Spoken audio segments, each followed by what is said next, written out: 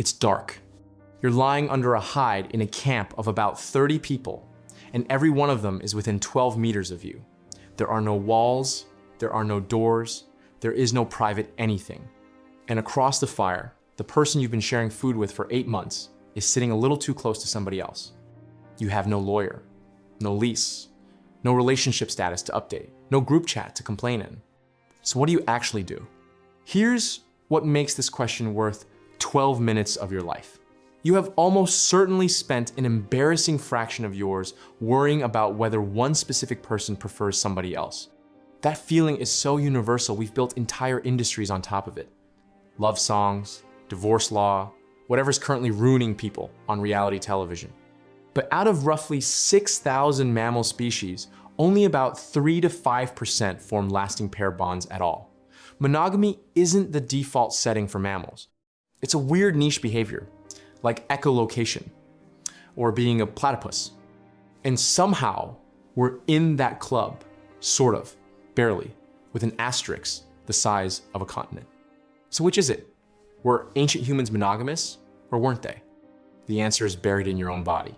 And I'm gonna be honest with you up front. It gets a little awkward. Let's start with gorillas. A silverback runs a harem. He fights other males for it, he wins, and then, crucially, the competition is over. Once he's the guy, no other male is getting anywhere near those females.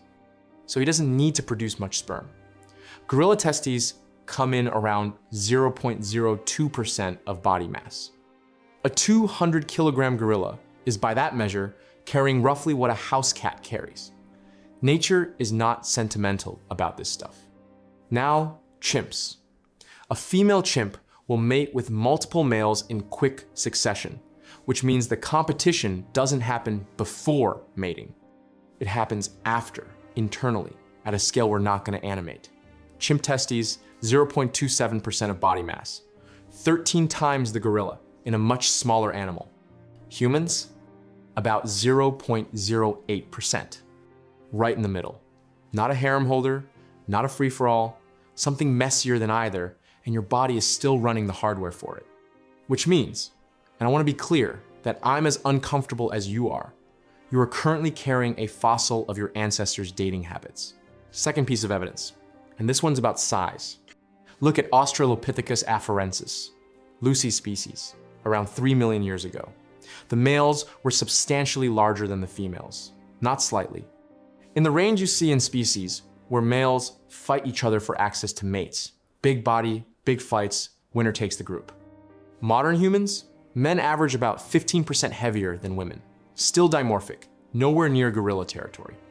So somewhere between Lucy and you, the pressure to be an enormous male who wins fights dropped off a cliff. Being huge stopped paying. Something changed about how we paired up. Now, some of you are already typing. You're reading an entire social system off body sizes. And let's be generous. One other measurement. Correlation isn't causation. This is just so storytelling with extra steps. That's genuinely fair. So let's stop measuring things that are there and go look for something that's missing. Most primates have a baculum, a penis bone. Chimps have one, gorillas have one, macaques have one. So do cats, dogs, bears, mice, and walruses. Walruses have the biggest one on Earth, roughly the length of a baseball bat, which is a fact you now have to live with. Humans don't have one at all. We are one of the very few primates that showed up to this particular exam, having left the equipment at home.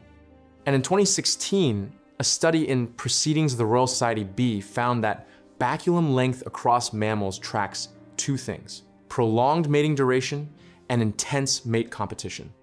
Species where males have to guard a female for a long time, physically, against rivals, those species keep the bone. We lost it. Somewhere in our lineage, that arms race got called off. Here's the strangest one. When a female chimpanzee is fertile, everybody knows. It is unmistakable, it's visible from across the clearing, and it is not subtle. Most primates advertise, human females don't. Ovulation is concealed. Often, even from the person ovulating. This is genuinely bizarre, and there are two leading explanations, and I want to give you both because they're both extremely bleak. Explanation 1, paternity confusion. In a lot of primate species, when a new male takes over a group, he kills the infants. It brings females back into fertility faster. But he only does it when he's certain the infants aren't his. Hide fertility, spread uncertainty, and suddenly no male can afford to make that bet. Explanation 2, mandatory attendance. If a male can't tell when it matters, he has to stick around all the time. Concealed ovulation doesn't create love. It creates a scheduling problem so annoying that pair bonding becomes the path of least resistance. Welcome to evolutionary biology. Everybody here is fine. Last piece, and it's the one that closes the case. Your X chromosome mostly comes down the female line. Your other chromosomes come from everybody. So if you compare how much genetic diversity sits on the X versus everywhere else, you can back calculate something remarkable. How many men versus how many women were actually reproducing? The answer, across most of our deep history, is consistently more women than men. That gap has one standard explanation. Some men had multiple partners.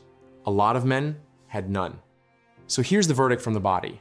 Not gorilla, not chimp, something in between. Mildly polygynous, with real pair bonding layered on top, and a persistent background hum of everybody keeping their options open.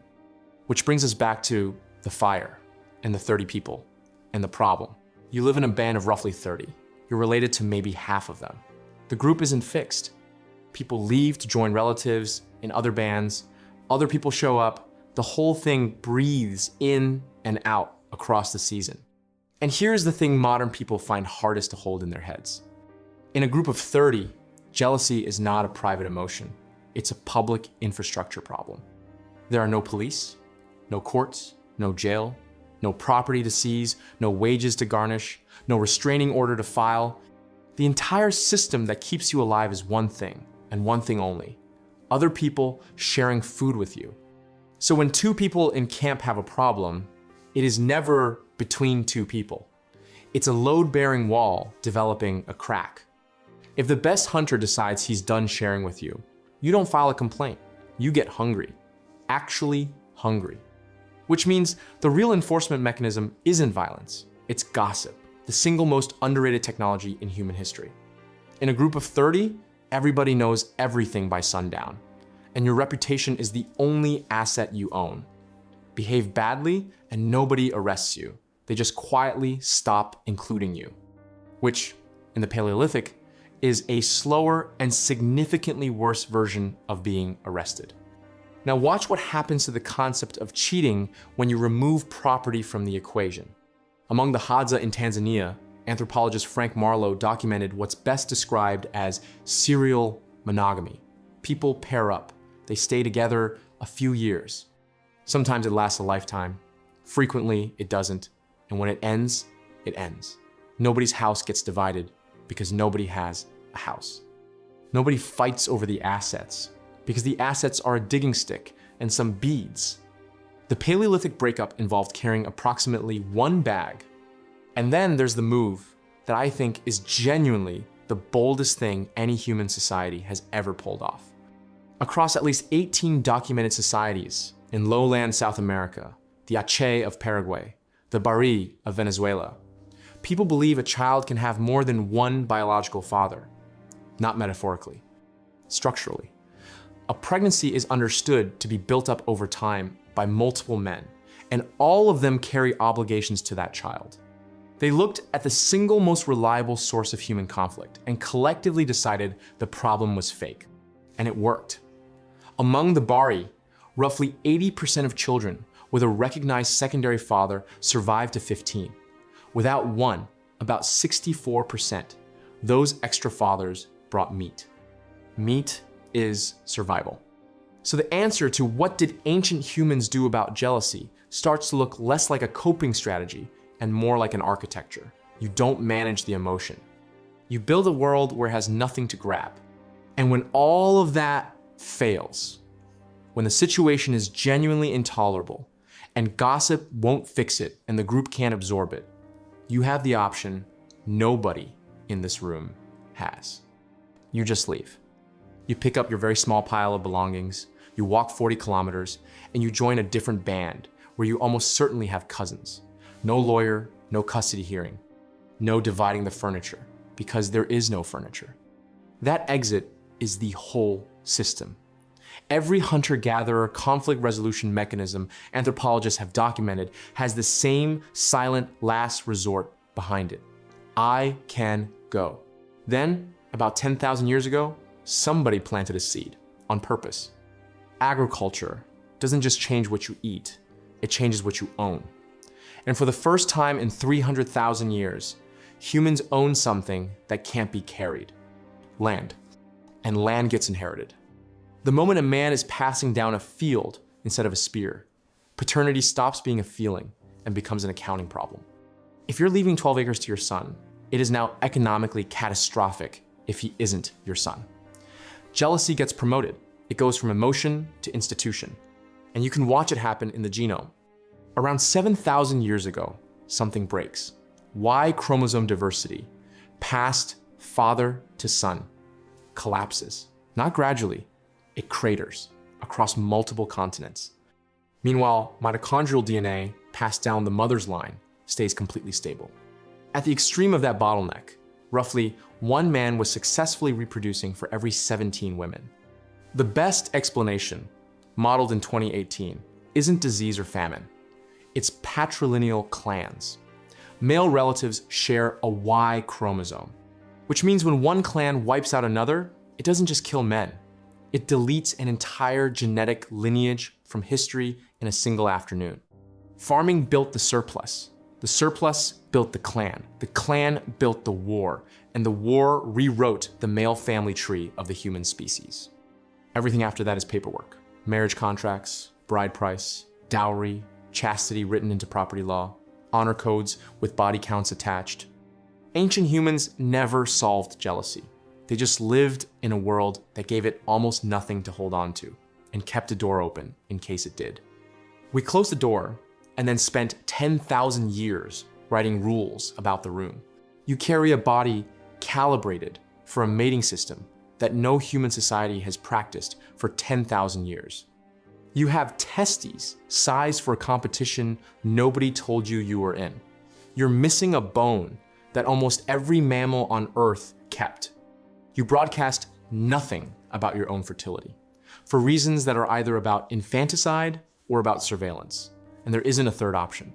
Your ancestors handled all of it with gossip, food, and the ability to walk away. You handle it with contracts, mortgages, and a phone. They lived in groups of 30 where everyone knew everything, and somehow that was the low surveillance option. They didn't beat jealousy. They just never gave it anything worth keeping. This is Fang and Flint, signing off. See you in the next one.